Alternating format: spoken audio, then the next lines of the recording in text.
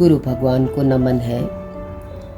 आत्मज्ञान से हम जान पाते हैं वी ऑल आर वन। गुरु हमें अनेक उदाहरण द्वारा समझाते हैं कि हम एक हैं। जैसे खांड के बहुत सारे खिलौने रखे हैं। बच्चे कहते हैं मैं हाथी लूँगा, घोड़ा लूँगा, मैं गाय लूँगा।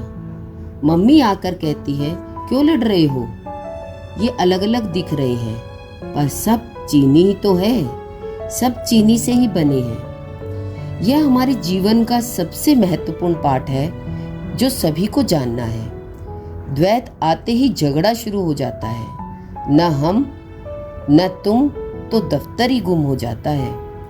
एक ने कही दूजे ने मानी, दोनों ब्रह्मज्ञानी। घरों में क्यों लड़ाइयाँ होती है, क्योंकि मैं सही तू गलत का चक्कर ही चलता रहता है। मुल्ला नसीरुद्दीन व उनकी पत्नी दोनों धोबी थे और उनके पास एक गधा था। दोनों परेशान रहते थे। रोज गधे का बहुत काम करना पड़ता है।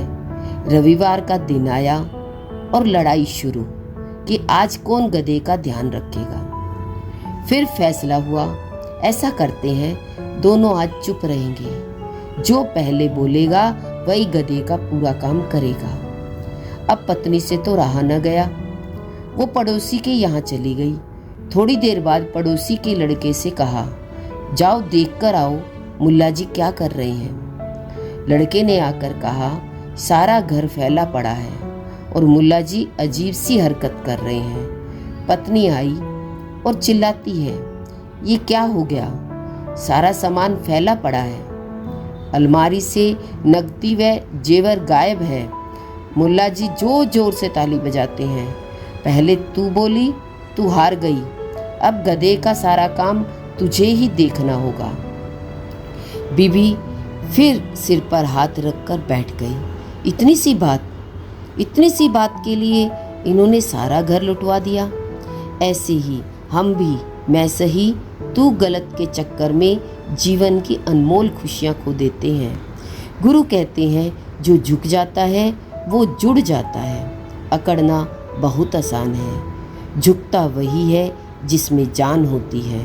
अकड़ तो मुर्दे की पहचान होती है। जब भी छोटी छोटी बातों पर गुस्सा आए, नाराज़गी आए, कहिए I choose love, we all are one.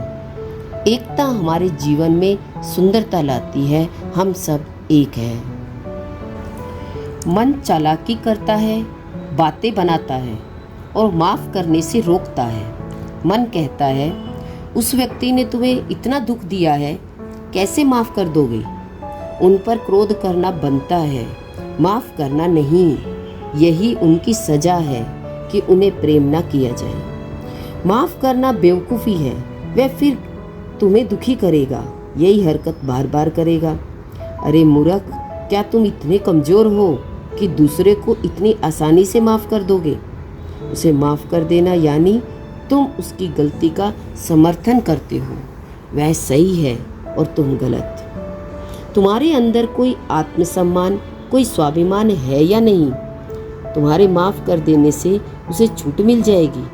माफ़ मत करना, उसे जताते रहो कि वह गलत है। वह छूट गया तो तुम असुरक्षित हो जाओगे। दूरी बना कर रखो, माफ़ मत करो। माफ़ करना बिल्कुल मूर्खतापूर्ण विचार है। माफ़ करोगे तो तुम और वह एक जैसे ही हो। उसकी बुरी हरकतों को बढ़ावा मत दो। पहले वह आकर माफ़ी तो मांगे, तब तुम सोचना। माफ़ न करने से तुम्हारे अंदर ऊर्जा रहती है। उसकी गलती है, वह हर बार गलती करता है, क्यों माफ़ करे। गुरु कहते हैं कि सबको हृदय से माफ़ करते चलो। सच्ची माफ़ी है कि जिस व्यक्ति, वस्तु, घटना, परिस्थिति से दुख दर्द मिला, आंसू मिले, उसे हम पूर्णतया भूलने के लिए तैयार हैं। उस घाव को और कुरेदना नहीं, भरना चाहते हैं। प्रेम का मरहम लगाकर बात को हमेशा के लिए ख़त्म करना चाहते हैं। सारे क्रोध और द्वेष को छोड़कर शांति में आना चाहते हैं। क्षमा तो हम दूसरे को करते हैं पर मुक्त स्वयं को, क्योंकि वह तो बोलकर क्रिया करके चला गया। अब उस बात को सोच सोच कर दुखी हम हो रहे हैं। तो जहाँ घाव हुआ है दवा भी तो वही लगेगी। गुरु भगवान ने कहा, बदला मत लो, बदल कर दिखाओ। इस बदलाव की शुरुआत होगी सभी को और अपने को भी क्षमा कर देने से। क्षमा कर देने वाले पर परमात्मा की कृपा बरसती है।